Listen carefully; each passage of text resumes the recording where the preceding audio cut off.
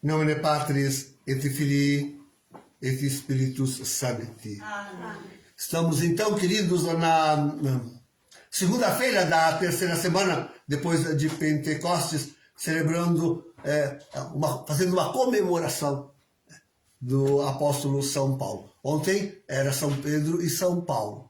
Mas como ontem o peso cai todo sobre São Pedro, né? A igreja, como que para reparar a sua devoção, coloca hoje uma comemoração de São Paulo. Mas não deixa de citar Pedro, de rezar por Pedro também, né? Não deixa.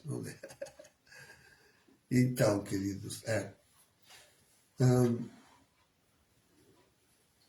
queria inverter um pouco o entendimento da primeira leitura. Sim, São Paulo, um grande pregador. Nós precisamos pregar, queridos. Quanto mais que estamos reduzidos, e muito reduzidos, já verão como e por que eu penso que estamos assim tão reduzidos. Então, pregar. A força da pregação, a sua autenticidade,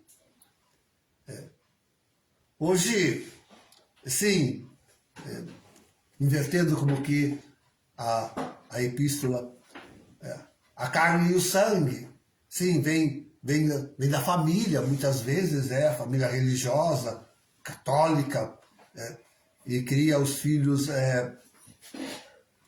na fé, na religião, na prática dos sacramentos, e confere aos filhos o batismo, os sacramentos da iniciação cristã todos, acostumam eles a confessar e ir à missa, ao menos dominical. Então, se tornam testemunhas, podem se tornar bons testemunhas do Evangelho. Pode até depois fazer parte de grupos e de oração e mesmo de pregação, de evangelização, podem fazer. Contudo, é uma experiência ainda muito... É uma experiência eclesial, digamos, experiência eclesial.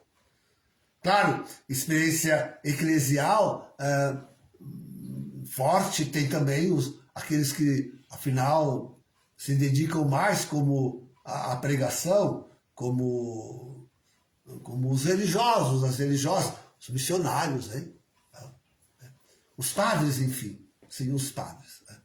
Mas, embora deva confessar que no nascedouro da vocação tem que haver e para todos isto, tem que haver uma intimidade divina, algo como uma revelação de Deus. Não obstante, para que a pregação realmente seja boa, seja forte, seja grande, desafiadora e necessária para o tempo que se vive. Aqui está o grano Salles que eu queria chegar. Aí, queridos, é preciso nascer de um encontro pessoal com Deus. Precisa nascer de uma experiência mística, de um contato pessoal com Jesus, com o Espírito Santo, com o Pai, com a divindade. Precisa ter uma experiência assim. Certamente depois convalidada no seio da família, certamente depois oficializada na comunhão com a igreja, mas é preciso, sim, para um bom pregador, é preciso ter,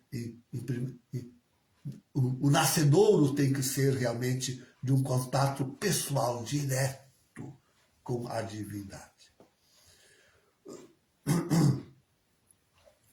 Quanto mais, queridos, assim, nós nos dispomos aí a pregar realmente sobre o fim dos tempos, que é a necessidade da igreja hoje. Temos grandes e bons pregadores, Mas quantos realmente estão em consonância com o tempo que vivemos? Esta que é a questão. Quantos se levantam quais arautos para anunciar e pregar a todos que estamos vivendo no fim dos tempos, que o fim do mundo se aproxima, que Jesus vem e é necessário recebê-lo em glória e majestade, como igreja, recebê-lo como uma igreja, uma comunidade de igreja ainda vivente. Ele mesmo prometeu que, sim, o Senhor prometeu que as portas do inferno não prevaleceriam contra a igreja. Mas isso, cumprir essa promessa é algo que também a nós incumbe. Nós que temos que continuar sendo igreja. Vejam a grande ameaça que sofreu a igreja aí nesse último pontificado, de destruição. E quem pode dizer que ela está sendo realmente reconstruída? A gente ainda não consegue ver sinais assim tão evidentes, tão claros. Na verdade, hoje o que se tem que construir digamos, a igreja remanescente, isto é, aquela que, seguindo a tradição na qual se insere as Sagradas Escrituras, seguindo o magistério da igreja, anuncia com toda a clareza, com toda força, todo vigor, o retorno do Senhor em glória e majestade. Estes são os pregadores que hoje nós precisamos, que preparem o povo, a igreja, preparem a humanidade toda inteira, a compreender o que está acontecendo, o que está acontecendo com a igreja, com o mundo, com a vida de cada um. Como compreender o que está me acontecendo? Como compreender o que está acontecendo com a igreja? Diante dessa instabilidade, dessa dúvida, dessa destruição em massa que se faz na igreja, porque os destruidores continuam aí. Morreu um dos piores, que era Francisco. Eu não vou dizer que seja o pior, porque o pior ainda será o falso profeta de Apocalipse 13:11. O pior ainda será o antipapa de Apocalipse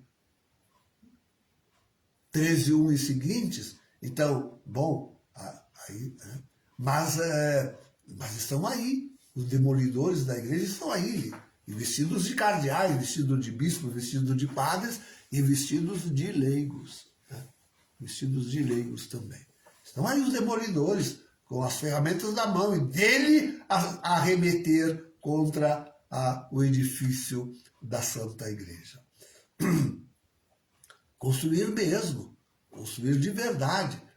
O fazem aqueles pregadores, aquelas testemunhas que anunciam que tudo isto é sinal do retorno de Jesus. Como os homens precisavam ser advertidos disto, para receberem, inclusive para receberem os eventos que já estamos vivendo e que virão, contudo, em breve, poderem viver esses eventos, testemunhar esses eventos, sabendo que eles não são somente desgraça, não são somente castigo, mas são, antes do que tudo, um chamado amoroso de Deus, um grito forte, sem dúvida, uma sacudidela, mas que sempre é Deus chamando-nos à conversão, sempre é Deus chamando-nos à comunhão consigo, a esta experiência mística que eu falava antes, que todos teremos quando estivermos diante do Cristo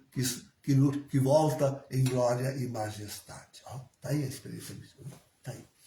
Então, sim, é preciso que nasça de uma experiência mística esses pregadores, que sejam revestidos pela própria divindade, da força, do ânimo, da coragem que não esmorece, mesmo diante das maiores dificuldades, mas continua arrojada, forte, firme, anunciando o retorno de Jesus para breve, em glória e majestade. Em nome do Pai, do Filho e do Espírito Santo. Amém.